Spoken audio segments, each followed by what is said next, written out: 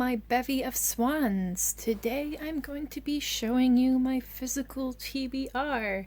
It's this little half shelf under my window. I definitely have more TBR books in my library hold, on my Goodreads list, but these are the physical books I would like to read in the near future.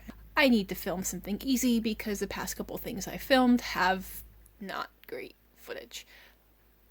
Let's get into it. The first book, this is a recent purchase. This is a used copy of Astrophysics for People in a Hurry by Neil deGrasse Tyson. This is kind of continuing my space astronomy themed books. I recently finished The Universe by Isaac Asimov. I'm almost done with Cosmos by Carl Sagan. And this has a beautiful cover. It's nice and short. And it seemed like a good progression to kind of read something that is far more up-to-date than those other books and keep building on the foundation of what I've learned from those books. Next book is Watership Down. This is a very old copy I think my grandparents gave me.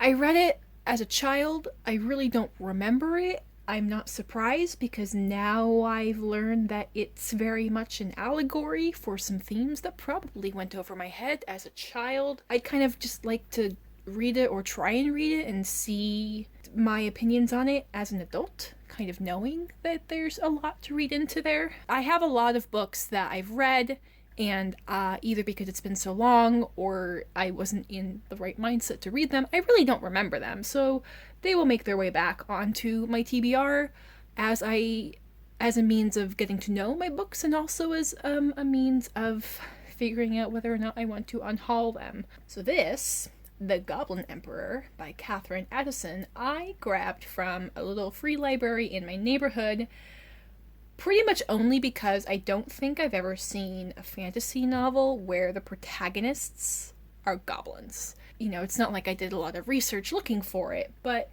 that's pretty much the only reason I picked it up, and it was, in a free library. I feel like usually when you see goblins, they're either like the evil spawn, like in Lord of the Rings, or they're some not super friendly side character, like in Gringotts.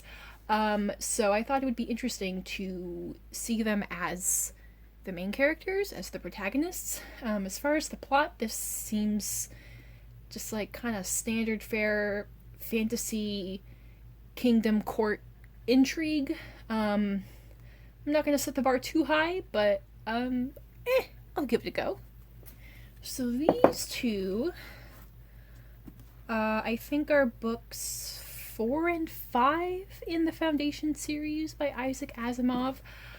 I've definitely read the first 2. I might have read the first 3. I don't remember them. I currently have the first one. I am in line to borrow the first one from my library, and I'm going to give that book one more go to see, did I not remember it because I didn't like it, or because I just wasn't in the right mood to read it. I think I actually borrowed these from a friend, and I would like to get a sense of whether or not I want to bother reading them so I can ask him if he wants them back. And if not, these are in great condition and I will be happy to pass them on to someone else. This is another book I grabbed from a free library in my neighborhood. I work in theater, and my work did a beautiful production of 1,000 Splendid Suns. The design was amazing. So I kind of had it on my to-read list to try and pick up the book. This is by Khaled Hosseini. Maybe having seen the play will help me get through this since I kind of know what happens. I know that the story is deals with a lot of trauma of the main character, but I am curious how much of the beauty of the art design of the production, how much of that was inspired by the book. And again, from my free library, I'm gonna give it a go, and if it's just not for me, I will pass it on and somebody else will appreciate it. This is another one I grabbed from a free library, and this sounded very interesting. So this book is Train Go Sorry Inside a Deaf World by Leah Hager Cohen. So the phrase Train Go Sorry, the sign language symbols for each of those words has the meaning of to miss the boat. And this is, let's see, it's a work of journalism and memoir. So she ushers readers into New York's Lexington School for the Deaf. Cohen, whose grandfather was deaf and whose father was a school superintendent, Cohen conveys the intimate truths of this silent but immensely articulate world. She also follows the debates that rage within it. Should deaf children be taught ASL, even if that estranges them from their hearing families, etc.? So, in my self-educating about marginalized communities, this seemed like an interesting look into the world of deaf people, particularly in America, and debates about learning sign language, which is something I didn't really know was a thing, but I unfortunately can kind of see it. So hopefully this will give me a little bit more context into learning about that issue. The next book on my TBR is a book that I bought at Powell's in Portland forever ago, and I've still never read it. This is Selected Poems by Pablo Neruda. This is an edition that has the Spanish on one side and the English translation on the other. I would like to get into more poetry, and I think I had done like some research at the time, and Neruda seemed like a style of poetry that I would very much resonate with. And also because I'm not fluent in Spanish, I'm proficient in Spanish. I might not really get a lot out of only reading this in Spanish, but I feel like it will be interesting if there's a particular passage in English that really speaks to me to go back to the Spanish version and just kind of see what other insight I might be able to gain from reading it in its original language. So, interesting. Okay, this is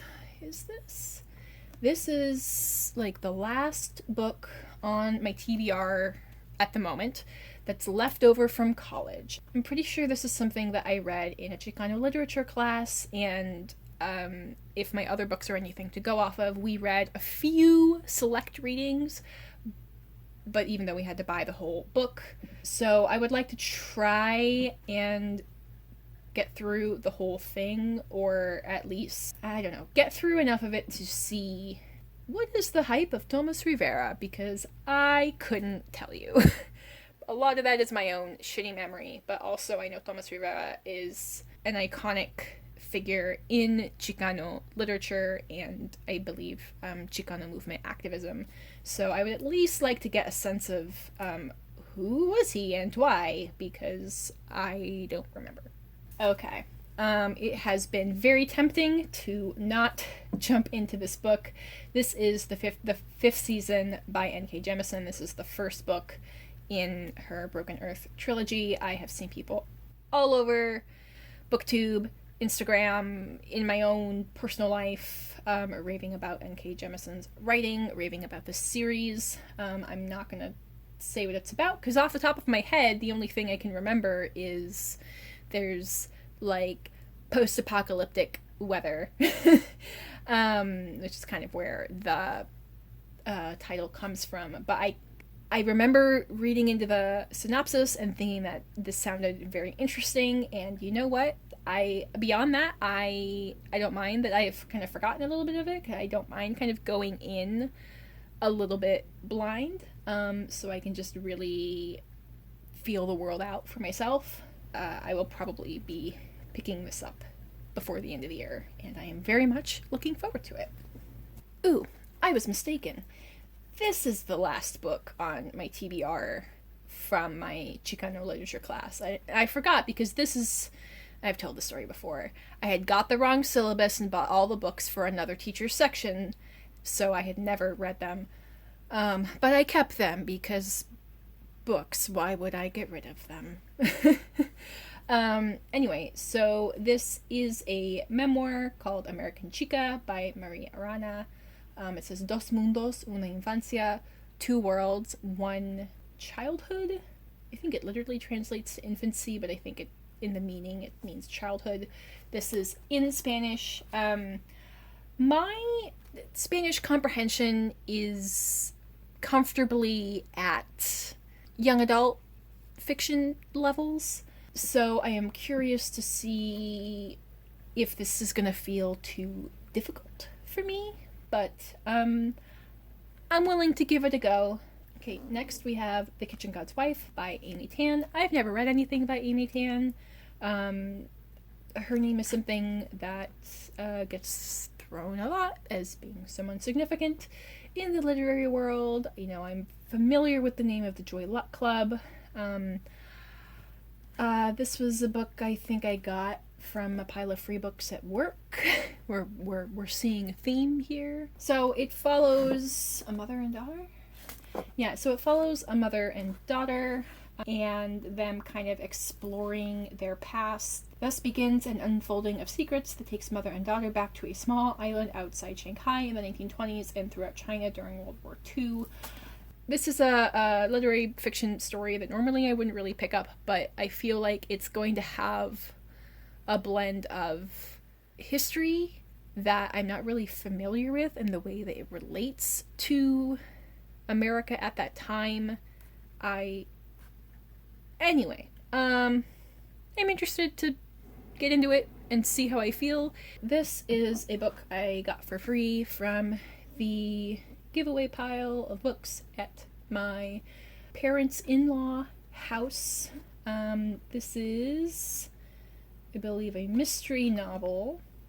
I think this series was originally, so this is The Tale Teller by Anne Hillerman. I believe Anne Hillerman is continuing a Mystery World series that her father initially started, and he passed away, and she is now continuing on with these familiar characters and settings. So this takes place on a Navajo reservation, and I think a lot of the books in this series do, and it's kind of came to my attention because while the father and then I assume the daughter are white, they have written a lot of books that take place in North American indigenous communities, which now I feel like we're starting to be more critical about, like, okay, why are you doing that when our own writers are not getting promoted as equally? But I also learned somewhere that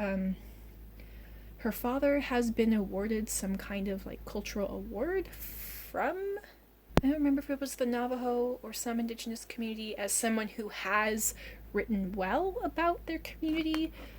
Perhaps I am more interested in the context of this series and these authors than I am in this particular book, but I think reading the book will be an interesting jumping off point to delve into that more. This is another recent purchase. This is Love Beyond Body, Space, and Time, an Indigenous LGBT sci-fi anthology.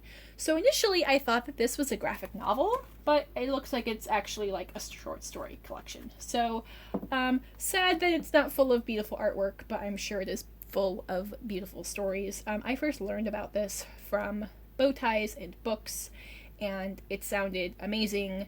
I'm excited to get into this because as great as it might be to learn about the history of certain marginalized groups, learning about the joys of their life, you know, such as love, that's important too. Next we have The Wicked and the Divine, Volume 2, Fandemonium.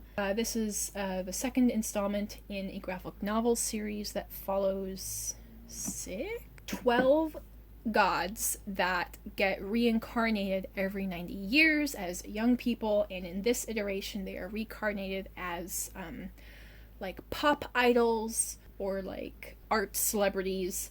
And there is, in the first volume, there is something that is targeting these deities and ending their time on Earth before their specific 2-year lifespan is up. And it is strange, and one of the gods has already gotten framed for it, but that's not accurate. So we've got a mix of mythology, we've got a little bit of murder, paranormal mystery, and I don't know, the artwork is beautiful. Yep, I'm very much looking forward to getting back into this. So these next two graphic novels are from the Sandman series by Neil Gaiman. This is volume 3, Dream Country. This is volume 8, World's End. So I bought volume 8 by mistake when I meant to buy volume 3. So it's going to be a little while before I get to that one. But the next one I am going to get into is volume 3, Dream Country. This series follows the Sandman, also known as Dream. In the first installment, somebody had captured Dream, and without dreams, it plunged the human world into weird, like, nightmare chaos. Some people fell into, like, a coma-like sleep. We've learned that there are other key godlike figures. So we have Dream, and we've met his sister Death. We've also met Desire. We've learned about Destiny, and I'm not sure who the last couple are. So slowly we are being introduced to the paranormal world that lives behind the human world. It's very dark and spooky. Maybe I would classify it as horror. Yeah. Okay, my last actual book is another one I got for free from my work. This is The Greatest Democracy Ever Told, People Power, and Eyewitness History, the Philippine Revolution of 1986. The Philippines is a country that, I don't really know a lot of their history. I went to school with a lot of people who were Filipino, but I don't really know a lot of their history. I don't know a lot about American involvement in their history. So I picked this up just as hey, here it is. Here's a way to get little insight into what the fuck was going on. So this is a mix of photographs, journalism, a lot of photographs. This sounds funny to say, but because it has a lot of pictures, I think it's going to help my brain absorb all of that historical data a little bit easier. Okay, and the last things on my shelf are a couple of magazines. Actually, I think this is a Zine. These are a couple of literary magazines. This is another magazine that has some interviews I want to read. I need to just take a day and sit down and go through these. But there was something in each of them that I wanted to read, so they live on my shelf. And the only thing left are some Trader Joe's candles. I hope you have a great rest of your day. I encourage you to go out into the world and be curious. Please remember to vote, check your voter registration, figure out your voting plan for making sure your ballot gets turned in safely and on time. I'm going to have some other activist information links in my bio. Yeah. Anyway, hope you enjoyed, and I will catch y'all in my next video. Bye!